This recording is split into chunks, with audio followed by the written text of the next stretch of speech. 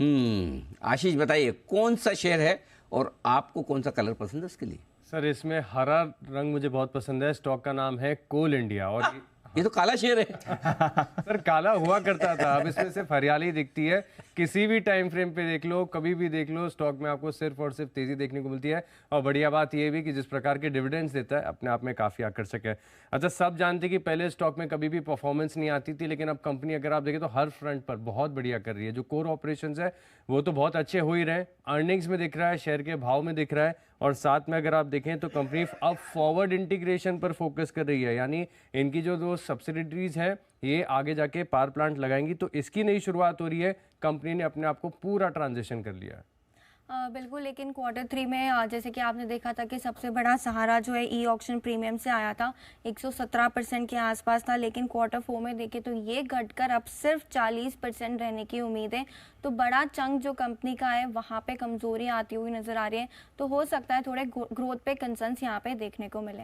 हाँ, लेकिन ग्रोथ में थोड़ी सी दिक्कत आ सकती है, नो डाउट। लेकिन मैनेजमेंट खुद कह रहा है कि FY25 में जो वॉल्यूम्स है इसमें अगर आप देखें तो 9% की बढ़त देखने को मिल सकती है। और ये जो ई ऑक्शन भी घटे हैं ना, अगर इसके प्रीमियम जो घटे हैं, लेकिन अगर वॉल्यूम्स बढ़ गई तो ये चीज़ कॉम्पनसेट हो जाएगी। तो यहाँ पर फोकस रखना चाहिए। लेकिन मैनेजमेंट ने अपने गाइडेंस को भी घटाया है। FY24 के यहाँ पे वॉल्यूम गाइडेंस को देखें तो 1% से घटाते हुए दिखे।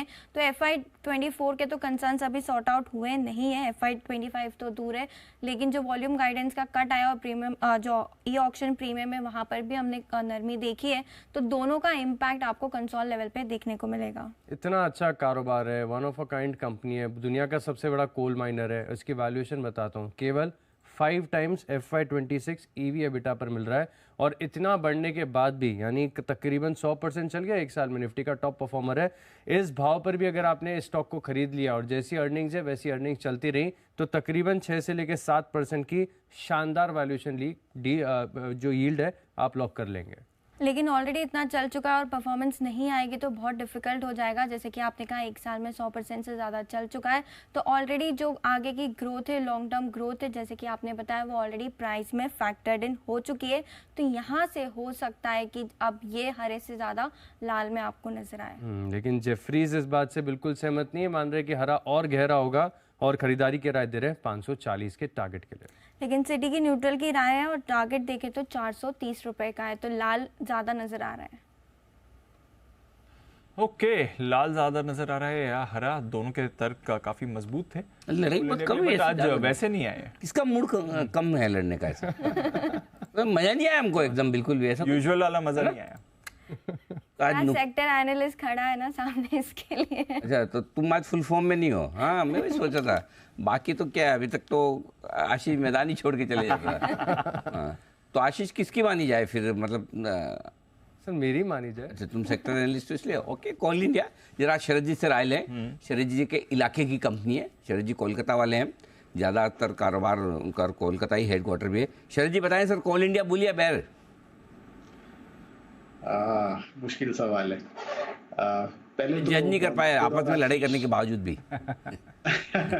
नहीं, नुपुर और आशीष ने जो आर्ग्यूमेंट्स दिए वो काफी बढ़िया थे, और मेरे हिसाब से मैं भी एक न्यूट्रल स्टांस लेके ही चल रहा हूँ। देखिए, ऑप्टिमली जो डिविडेंड यील्ड है, जिस टाइप के नंबर्स हैं, और जैसा आशीष ने भी बोला कि 9 टाइम्स पे ट्रेड कर रहा है, तो बहुत एक्सपेंसिव नहीं है। पिछले 3-4 साल में ऑब्वियसली एक लोअर बैंड में ट्रेड किया ESG वगैरह के ओवरहैंग में, लेकिन जो डाइवर्सिफिकेशन है वो भी ये कर रहे हैं नए एरियाज में, जो मेरे हिसाब से 3-4 साल के बियॉन्ड, जहाँ कोल में बड़ा स्लो डाउन आएगा या अदर ग्रोथ नहीं आएगी, तो वो सारे बिजनेसेस कंट्रीब्यूट करने लगेंगे। बट वो मेरे हिसाब से 3-4 साल डाउन द लाइन है, उसके पहले कुछ नहीं है। और 9-10 टाइम पे ऑलरेडी है, तो अभी हाल फिलहाल में पिछले 3-4 साल में जो मल्टीपल्स मिले हैं उस हिसाब से लगभग फेयरली वैल्यूड है। थोड़ा ऑप्टिमिस्टिक व्यू लें तो 11-12 टाइम ट्रेड हो सकता है, तो ऑब्वियसली यहाँ से 10-15-20% और अपसाइड बन सकती है। और प्रेफरेबल होगा कि यहाँ से करीब 15-20% नीचे मिले तो वहाँ लें, क्योंकि रनअप काफ़ी स्टीप आया है। और कमोडिटी में खास करके कोल के लिए जो यूरोप रशिया टेंशन की वजह से, रशिया यूक्रेन टेंशन की वजह से वहाँ पे यूरोपियन डिमांड जो आई थी, उसकी वजह से कोल को काफ़ी सपोर्ट मिला था।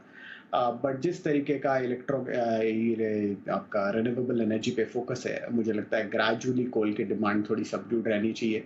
तो जो नुपुर ने ई ऑप्शन वाला पॉइंट बोला वो भी काफ़ी वैलिड है कि वहाँ पे थोड़ा सा स्लो डाउन आना चाहिए। तो वो नंबर्स अगर नहीं परफॉर्म करते तो फॉरवर्ड नंबर्स में थोड़ी बहुत करेक्शन आ सकती है, बहुत मेजर कुछ नहीं आना चाहिए। तो अगर आप ऑप्टिमिस्टिक सिनेरियो लेके चलना चाहें तो यहाँ से आप 15-20% और अपसाइड एक्सपेक्ट कीजिए। बट मैं प्रेफर करूंगा कि 15-20%, 10 से 15% नीचे मिले तो वहाँ ग्रेजुअली आप पोजीशन बनाएं। 10-15% नीचे मिले तो वहाँ करें खरीदारी।